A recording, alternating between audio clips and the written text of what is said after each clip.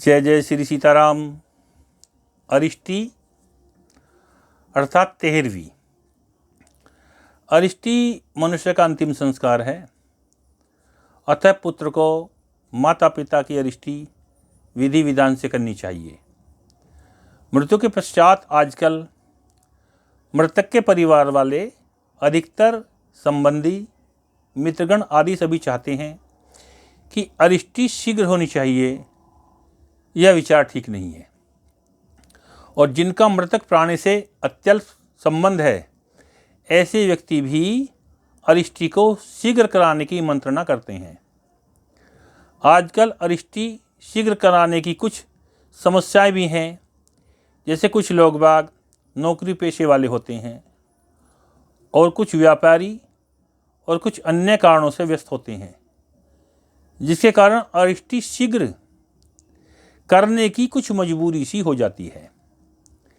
इसके अतिरिक्त आजकल चाचा ताऊ भाइयों में भी एक दूसरे के प्रति वह सहानुभूति नहीं है जो होनी चाहिए। परिवार वालों व मोहल्ले वालों के पास भी 13 दिनों तक शोक व्यक्त करने का समय का अभाव होता है। आजकल इसी प्रकार रिश्तेदारों को भी समय का अभाव होता है। अरिष्टी शीघ्र करने का एक विशेष कारण मोबाइल भी है, जिसके कारण किसी की मृत्यु अथवा दुर्घटना होने पर सभी संबंधियों तथा सभी परिचित व्यक्तियों को तुरंत सूचना मिलने पर सभी लोग एक साथ सहानुभूति अथवा शोक व्यक्त करने उपस्थित हो जाते हैं और सभी एक साथ दाह संस्कार आदि करवाकर अपने स्थान को चले जाते हैं। और कुछ खास सगे संबंधी, बहन बुआ मौसी आदि अथवा इनके परिवार से जुड़े लोग रह जाते हैं और अगले दिन वो भी चले जाते हैं। इस प्रकार मृतक परिवार अकेलापन महसूस करता है। और जब मोबाइल नहीं था, विवाह मृत्यु आदि की सूचना डाक द्वारा या दस्ती पहुंचाई जाती थी, तो सबको एक साथ सूचना नहीं मिलती थी और न ही सब एक साथ उपस्थित हो पाते थे। मृत्यु का पोस्ट कार्ड तो कोना काटकर डाक बक्स में डाल दिया करते थे, जिसमें मात्र अरिष्टी की सूचना ही दी जाती थी। अधिकतर 13 दिनों को ही अरिष्टी में ग्रहण किया जाता था।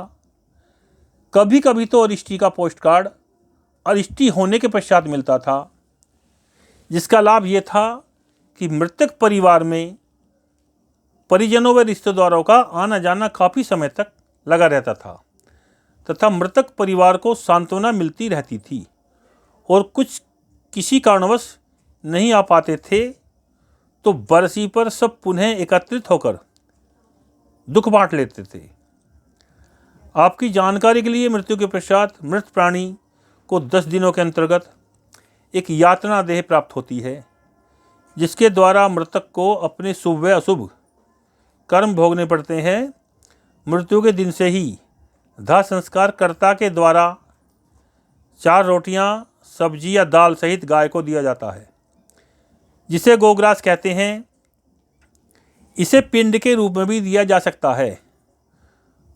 गोग्रास के साथ 1 लोटा जल गाय को पिला दें या गाय के खूंटे पर चढ़ा दें। प्रथम दिन की गोग्रास से प्रेत का सिर बनता है। दूसरे दिन की गोग्रास से प्रेत की ग्रीवा अर्थात गर्दन बनती है और तीसरे दिन हृदय बनता है। चौथे दिन पृष्ठभाग अथवा पीठ बनती है। 5वें दिन प्रेत की नाभि बनती है। 6ठे दिन कमर, 7वें दिन गुप्तांग बनते हैं। 8वें दिन जांघें। इस प्रकार 9वें दिन घुटने बनकर तैयार होते हैं। 10वें दिन उस प्रेत रूपी शरीर को भूख प्यास जागृत हो जाती है। इस प्रकार 10वें दिन की गोग्रास मृतक प्राणी की रुचि के अनुसार भोजन बनाकर गाय को खिलाना चाहिए। इस प्रकार 11वें व 12वें दिन मृतक प्राणी के पुत्र पौत्रों द्वारा दिए गए भोजन से मृतक की भूख प्यास शांत हो जाती है। इसी के आधार पर परंपरा अनुसार 10 गात्र, एकादशा व द्वादशा भी किया जाता है, जो करना चाहिए। ध्यान रहे 9 दिन तक एक ही प्रकार की गोग्रास देनी चाहिए। गोग्रास के चूल्हे पर केवल दाह संस्कार करने वाले और गौ माता का ही भोजन बनाना चाहिए, जिसमें 4 रोटियां व सब्जी या दाल तथा जितनी रोटियां दाह संस्कार करता खा सके उतनी ही बनानी चाहिए। गोग्रास के चूल्हे पर बनी रोटियां पत्नी, माता, चाची, ताई आदि को नहीं खानी चाहिए। बाकी परिवार वालों का भोजन चूल्हा साफ करके अलग से बनावे। अरिष्टी 13वें दिन की ही होती है। भले ही कोई 5 दिन की अरिष्टी निश्चित करके अरिष्टी को करवा दे, तब भी लोग बाग पूछते हैं कि 13वीं कब है। अर्थात 13वीं उसी दिन की बताई जाती है जिस दिन की निश्चित की गई हो। भले ही 13वीं गलत तरीके से 5 दिन की, 7 दिन की, 9 दिन की अथवा 11 दिन की हो। अब आप साधारण सा विचार कीजिए, अरिष्टी को 5वीं, 7वीं, 9वीं या 11वीं क्यों नहीं कहते, जो कहनी चाहिए? इसका साधारण सा जवाब है, अरिष्टी 13 दिनों की ही होती है। परंतु आजकल समाज संपूर्ण रूप से परिवर्तित हो गया है। पूर्व काल से ही मृत्यु बूढ़े, बच्चे व जवानों की होती आई है और यह क्रम चलता रहेगा। अधिक क्या कहें, मृत्यु गर्भस्थ शिशुओं को भी खा जाती है। यह विधि का विधान है, यह न चाहते हुए भी स्वीकार करना पड़ता है।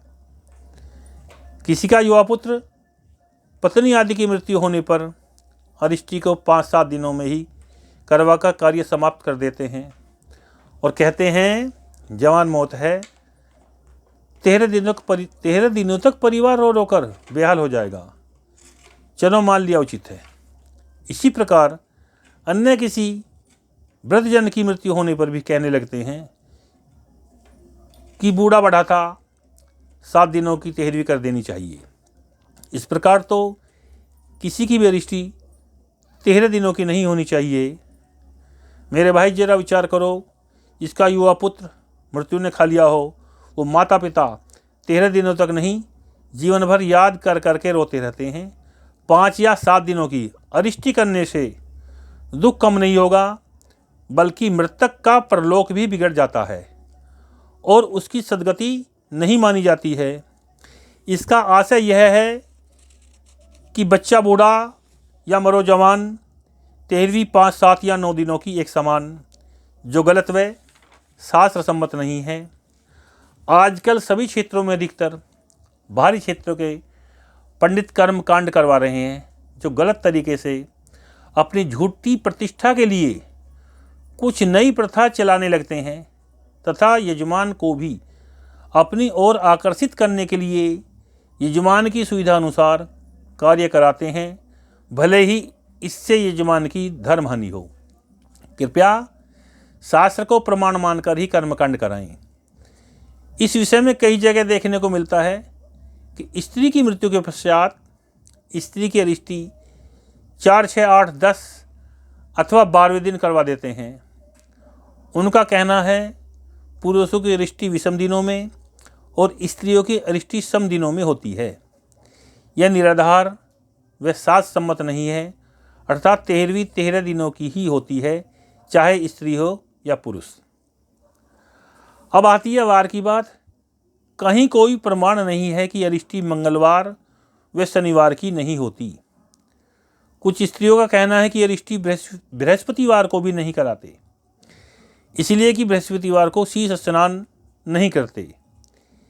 ये सब बातें बेकार की कपोल कल्पित हैं। अरिष्टी में किसी दिन का कोई विचार नहीं है, परंतु समाज में मंगलवार या शनिवार का विचार प्रचलन में है, अर्थात कुछ लोग परंपरा अनुसार मंगल व शनिवार की अरिष्टी निषिद्ध मानते हैं। इसी प्रकार अरिष्टी में एक त्रुटि परंपरा से चली आ रही है, जिसका कोई ठोस प्रमाण नहीं मिलता। कहते हैं अरिष्टी पंचकों में नहीं करनी चाहिए, परंतु अरिष्टी का पंचकों में निषेध नहीं है, अर्थात अरिष्टी पंचकों में की जा सकती है। अगर अरिष्टी को पंचकों से जोड़ते हैं तो पंचक आरंभ से 8, 9, 10, 11 और 12वें दिन पूर्व अगर किसी की मृत्यु हो जाती है तो उसकी अरिष्टि पंचकों में ही होगी, क्योंकि पंचक 5 दिन तक क्रम से रहते हैं। इस प्रमाण के साथ अरिष्टि पंचकों में की जा सकती है। परंतु किसी कारण विशेष पूर्व नियोजित विवाह, उद्यापन, त्योहार आदि का 13वां दिन पड़ रहा हो तो 11 दिनों की अरिष्टि कर लेनी चाहिए, या कोई विवाह आदि हो तो शास्त्र को प्रमाण मानकर कार्य करें। अब आती है त्योहारों की बारी। होली, दीपावली, दशहरा, रक्षाबंधन, श्री कृष्ण जन्माष्टमी से पूर्व मृत्यु होने पर त्योहार बिगड़ता नहीं है, इसलिए कि मृत्यु त्योहार से पूर्व पर अरिष्टि त्योहार के पश्चात होगी, अतः त्योहार की हानि नहीं मानी जाएगी। और अगर इसके विपरीत त्योहार के दिन ही किसी की मृत्यु होने पर चाहकर भी कोई त्योहार नहीं मना पाएगा और न ही कोई मनाने का प्रयास करेगा। ऐसी स्थिति में त्योहार बिगड़ जाता है, परंतु अरिष्टि पर कोई प्रभाव नहीं पड़ता। फिर भी अगले वर्ष बरसी करके त्योहार आरंभ कर लेना चाहिए, इसमें कोई दोष नहीं है। मरना जन्म लेना ईश्वर के अधीन है। श्री यमाय नमः, श्री धर्मराजाय नमः, श्री चित्रगुप्ताय नमः।